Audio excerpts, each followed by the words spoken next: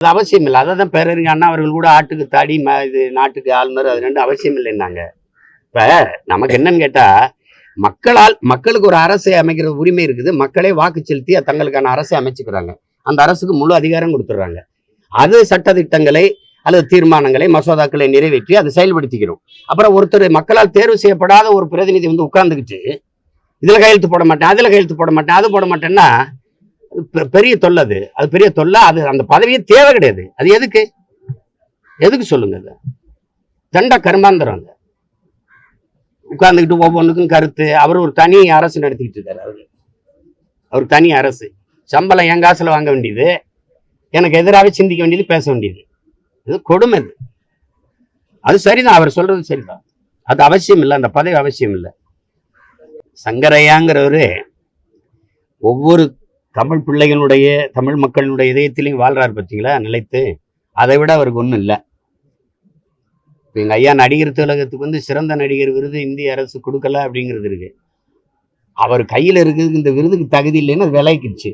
அது மாதிரிதான் நீங்க கொடுக்குற முனைவர் இந்த டாக்டர் பட்டம்லாம் ஐயா சங்கரையாவுக்கு. அவருக்கு நீங்க கொடுத்தான்னா கொடுக்கலன்னா இல்லை. சங்கரையாவுங்கிற ஒரு போராட்டக்காரர், ஒரு விடுதலை வீரருடைய வரலாறோட ஒப்பிடும்போது இது ஒண்ணுமே கிடையாது. என்னை கேட்டா நீங்க கொடுக்காம விட்டுருங்க, அதுதான் அவருக்கு நீங்க படுத்துற பெருமையா இருக்கும், கொடுக்குற பெருமை சிறப்பா இருக்கும். அவ்வளவுதான் நான் சொல்லுவேன். நீங்க இப்படி குழந்தை மாதிரி கேட்குறீங்க. மோட்டர் பைக் ஓட்டுறதுனால எல்லாம் ஒரு கட்சி வென்றும் தான். அதெல்லாம் ஒண்ணு.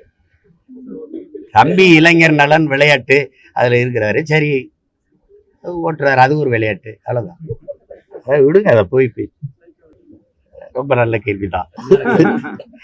எத்தனை ஆண்டுகளா இவர்கள் ஆட்சி செய்யறாங்கன்னு நீங்க நினைக்கிறீங்க? ஐயாவே மாநகர தந்தையா இருந்திருக்காருல்ல, அப்போல்லாம் இவங்க என்ன பண்ணாங்க? அதிகபட்சமா ஒரு 6 மாசம் ஆகுமா தம்பி? போர்க்கால நேரத்தில் ஓராண்டு ஆகுமா? ஓராண்டு ஆகும். அது கழிவுநீர் மழைநீர் வழிந்து ஓட வாய்க்கால் உருவாக்குவதுங்கிறது ஒரு ஆண்டு ஆகும், அவ்வளவுதான். அதுக்காக பல முறை பணம் ஒதுக்கப்பட்டிருக்கு. 10,000 கோடி 12,000 கோடி 8,000 கோடின்னு ஒதுக்கப்பட்டு. இதில் என்ன பண்ணாங்க? ஆட்சிக்கு வந்த ஒரு 4 மாசத்துல டக்குன்னு தோண்டி போட்டாங்க. நாங்களாம் தெருவில் பார்த்தோம். அதுக்கப்புறம் இது என்ன ஆச்சு? மூடிட்டாங்க. அப்ப ஆனாலும் மழை பெஞ்சா தண்ணி நிற்கிது. அப்போ மண்ணை மக்களை வந்து பேரன்பு கொண்டு காதலிக்கிறவன்ட்டு அதிகாரம் போனாதான் இந்த இதெல்லாம் நடக்கும். எப்படியாவது இந்த மக்களை ஏமாத்தணும்னு நினைச்சீங்கன்னா கஷ்டம். இதையெல்லாம் எப்படியாவது மாற்றணும்னு நினைக்கிறவன் நம்ம அதுக்காக தான் இது தொடர்ச்சியா போராடிட்டு இருக்கோம்.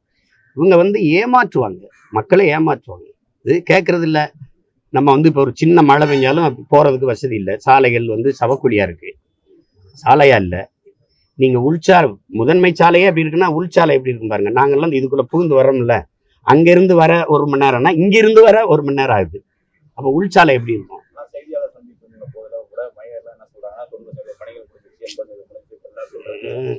நீங்க எய்ம்ஸ் மருத்துவமனை கட்டின மாதிரியே அண்ணன் போய் சிந்திக்கிறா. அவர் வருவாரு, 90 விழுக்காடு வேலை முடிஞ்சிருக்குங்க, அந்த இடத்துல நிறுத்துங்கடா வண்டியம்ம. எங்கடா 90 விழுக்காடு ஒரு பொட்டலா இருக்கடா அப்படின்னு. அது மாதிரிதான் நம்ம ஐயா சொல்றாருல, கொடுத்த வாக்குறுதியில 100 விழுக்காடு நிறைவேற்றிட்டேன்.